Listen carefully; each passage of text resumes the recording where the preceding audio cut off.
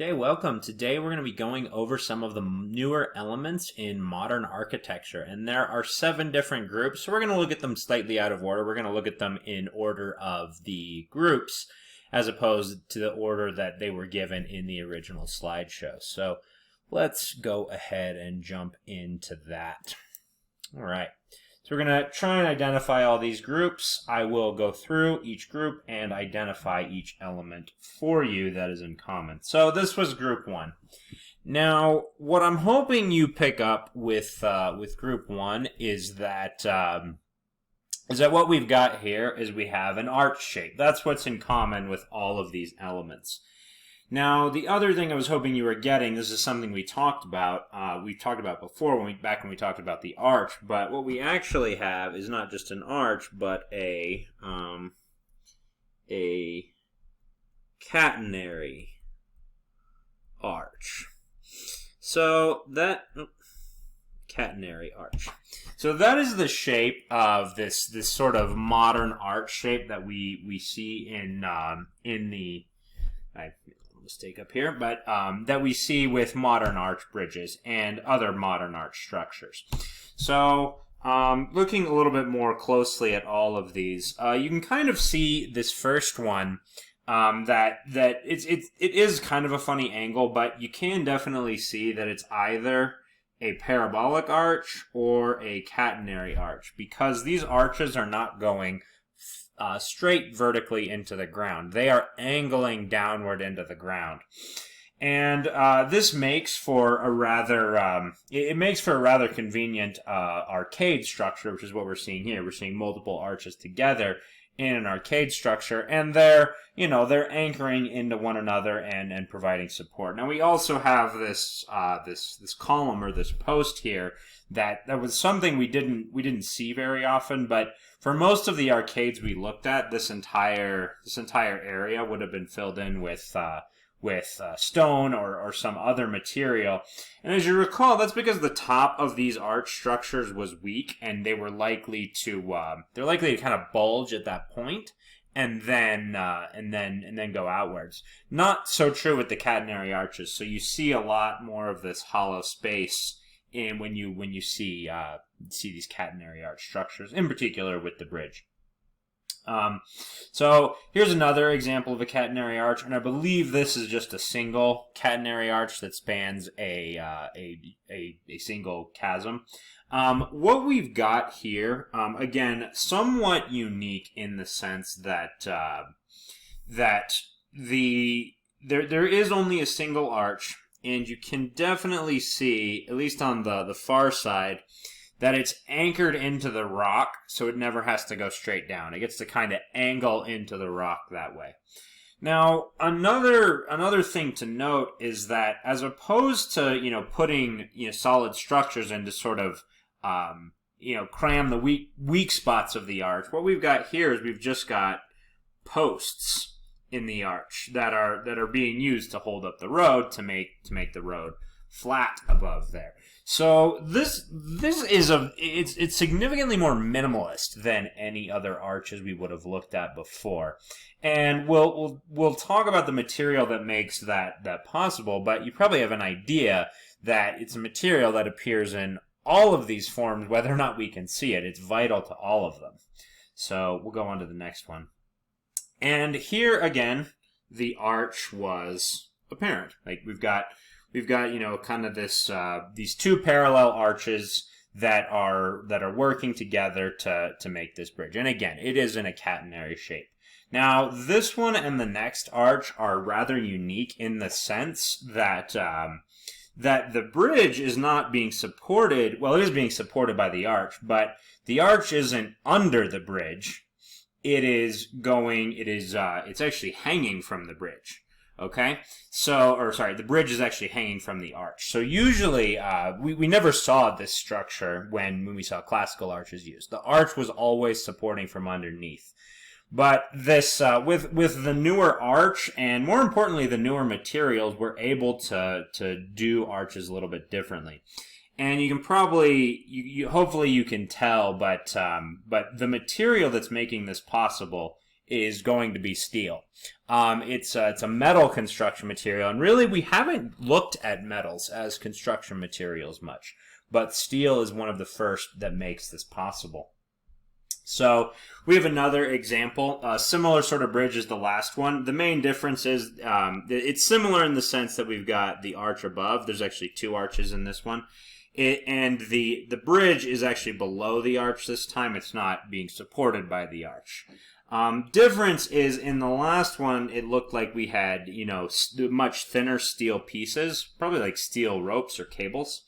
And here we've got, steel braces in this arch right here, but similar sort of design. The arch is what makes it possible. Now, this is a completely new way of using the arch. It's a little difficult to tell from this picture, but in this case, the arch shape is definitely present. It's just inverted, okay? And if you recall from the definition of a catenary arch, that is the shape that a catenary arch makes. That's how we know it's a catenary, is it forms the same shape that like a hanging rope or a hanging chain would make when it does this. And so in this case, not only is the bridge itself under the arch, and it's, hanging from the arch, but the arch itself is even flipped upside down. And really, this is quite a unique property of steel. No other material we've had before this would have been made possible with this kind of structure been possible. So steel was absolutely necessary. And one of the main things about steel that makes it such a good, significantly better material structure is that it's also strong under tension. You notice these in each of the three past slides. Basically, like all the weight is not being, the steel isn't being compressed. These pieces of steel here would be stretched out when people are on the bridge. Same with this one. When the people are on the bridge, they're basically, they're stretching out the steel cables, and even more so on the last one. This is called the suspension bridge, but even more so on this one. You've got these steel cables that are basically supporting everything. If they're not strong under tension when they're being stretched out, this entire thing is going to collapse. So steel is really what makes this possible. And then we've got another example of a bridge just with steel pieces, and it's kind of similar to the one we saw before. We do actually see a lot more sort of cross members, which we'll get into in a little bit. But just another example of a steel arch bridge. We can only see about half of the arch, but clearly it's arching in that catenary shape there. Oh, whoops. All right. So group 2, we actually get a lot of similar structures. So these three we've already looked at, but we've got a few more. And what I was hoping to really is most apparent in these ones, although it's present in most of the images. But what I was hoping you would see here is that this building is in the process of being built. And what we're looking at is actually the frame. Okay, we're looking at the frame in this case, and instead of a wooden frame, we have a steel frame. We go on to this one. This bridge is completed, and really the arch itself and what's supporting the road is just a steel frame. So same thing here. Well, not the same thing. This building itself is nowhere near completed. The frame is just being erected, but the frame is made of steel, not of wood. This image, largely just a steel frame and then supporting the bridge.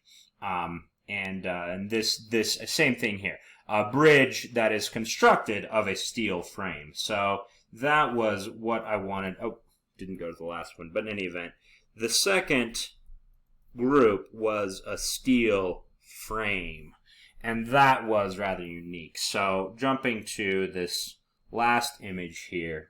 Again, an uncompleted building, probably going to be a pretty tall building, but just all we can see is the frame, and this frame is made entirely of steel. Okay, group 3, only 2 images, and these 2 were in the steel frame. Now, the key about this one is these particular steel frames this first one and then this next one, they have a particular shape of steel that I was hoping you would catch on to.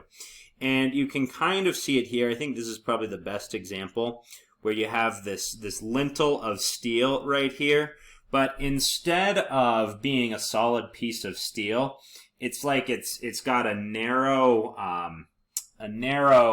center and then wide lips. So if we were to look at a cross section, it would look like this. It would be narrow in the center like so, and then at the tops and the bottoms, it would stretch out and be shaped kind of like an eye.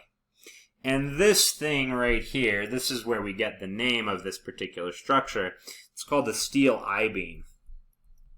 And really, there would have been this structure would have been way too weak to do in stone. Like chipping away and make getting this portion. If I go back to here, getting these portions hollowed out would have made really no sense with stone, and probably not much sense with wood either. But with steel, based on the way you make it, you can do this. And the thing about it, when you make this structure, it's not this I-beam structure is not that much weaker than having a solid piece of steel, but it's significantly lighter, which is one of the main advantages that it has. So that was the third group I was hoping you guys would catch. All right. Group 5. And we're going back to 2 of the arch shapes. So again, we've seen these 2 before, but with both of these, looking at them a little bit more closely, I've already talked about this, but what we're seeing here is the cables that are holding up the bridges in both of these cases. Now in this case, even the catenary shape is made out of long cables, whereas in the previous case, the catenary shape itself was made, from some sort of steel frame. But here in the second image, we can see the catenary shape being constructed of long steel cables. So that's definitely something worth noting. Now, we did not see there was rope in classical periods. This is a steel cable, but it wasn't used to make any real permanent structures. You might have rope ladders.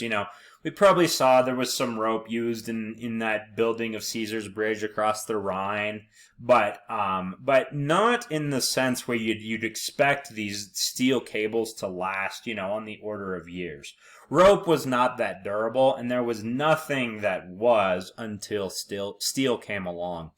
And again, a big part of the reason is that steel is either that you can use steel this way is it's very strong under tension as well as compression. And again, really new for a building material to be able to do that. Okay, here we go. Now, this is a bit of a variant on the steel frame. I didn't include this 4th image when I initially did the steel frame. I probably should have. But what I was hoping you would pay attention to here is, and hoping you would notice and connect to, is what you've got in this steel structure is a whole bunch of these triangular shapes of steel. And you can see a whole bunch of triangular shapes going up to make these, what are effectively lintels. And then, a whole bunch of triangular shapes, these are posts. These things would be posts. And then the upper things would be lintels. But instead of being solid pieces of steel, they're made of these connections of triangular shapes of steel. And same thing with this bridge. Like, we have all these cross connections going, vertically and horizontally into these triangular shapes. You can see that. Looks like we might even have a few going sort of diagonally across the bridge, like that. So yeah, these triangular shapes in lieu of solid structures is kind of what we're seeing here. Same thing here, you can make these triangular shapes like so at the top, down like so, across. And then the 4th one is the bridge really is just made entirely of the triangular shapes. And I'm not going to try and draw all of them out. But what is in common here is, and what this is similar to, and really steel allowed this to be extended, is a truss. This is really just a roof truss kind of made out of steel. Now, I'm not going to call it a steel roof truss, because it took the idea of a truss and started using it for a lot more than roofs. Like this, this is used for bridges, and you turned trusses into posts and lintels here, and made trusses, and this one down here, the truss can support the arch. So this is just called the steel truss. That's what we're looking at the fourth group there. So the steel truss. All right. Now this was all new, all by itself, and a couple of these, like these first two, it's probably not clear what's going on. By the time you see this guy right here, it's pretty clear what's happening, and then in this last image, you actually see it being made. And what these ones are, I'll go to a bigger image of the third one. Basically, what it is it's this sort of steel skeleton that's had concrete poured around it. And you can see that in this one, these first two, basically everywhere they're going to pour concrete, they've made this steel skeleton. They've laid down the steel skeleton. And then here we can actually see them pouring the concrete over the steel skeleton. Now what this is called reinforced concrete. And basically, what the reinforced concrete is doing, it's allowing us all the kind of the benefits of concrete, making this sort of gooey liquid that we can pour and have it harden into a shape of the stone we want, but it's getting a lot of the benefits of being as strong as steel. So reinforced concrete is going to be much stronger under tension, much stronger. It's going to be able to bear much more weight than old concrete could. The worries with the Pantheon dome about whether or not that dome would be too heavy to support its own weight, that would not be an issue at all with reinforced concrete, because that steel skeleton makes the concrete so much stronger. That we can then come up with forms like this last one. Now, these I think were pretty cool. What we have here, this is a very famous building, it's called Falling Water. But what we have here is we have basically a balcony that's not supported by anything. And same thing, well, it's supported by something on this side, but not over here. So normally if you wanted a balcony, you'd need to put some posts down here to support the balcony. So you could have, kind of a post and lintel type thing there. But not so with this balcony. Basically, to do this effectively, you're going to need a couple of things. One, you're going to need this thing to be made out of reinforced concrete, so it doesn't start to bow and then break. The other thing you're going to need to do is, you can't really see it in this one, but back inside here, you're going to need to anchor it down to something so that it doesn't tip. But with steel structures, you can do that as well. Same thing with these ones. There's a bunch of balconies just kind of extending out. They kind of look, from this angle, it kind of just looks like, lintels that are extended a little too far over their posts. And this was something to be avoided with the old style posts and lintels, because what you'd get is, right here, this thing would start bending downward. And as soon as it starts bowing at all, remember where it's under tension, which would be, up at the top here, is when this end starts falling, the top would be under tension. It's very likely to crack there. Well, if you've got reinforced concrete, you're stronger under tension. So you can have these kinds of unique balconies. And this is kind of a cool one. This is a balcony. This is, I think, mostly made of steel, but it's still a very cool and very cool balcony. It extends over the Grand Canyon. It's called the Grand Canyon Skywalk. Maybe you've been there, maybe you haven't. But again, some rather unique things. Like, you never would have tried this with stone. It would have been way too likely to break. But with steel, it's definitely possible. Now, this structure is called a cantilever. And this one is new. It's one of the structures that, a combination of steel and reinforced concrete make possible. So we never saw anything really like this in the classical period. This makes it a unique new form. That's kind of, it's something we haven't seen before. But newer things were possible with the use of steel as a construction material. So I hope this trip through the different images was useful. Thank you for tuning in, and I'll see you next time.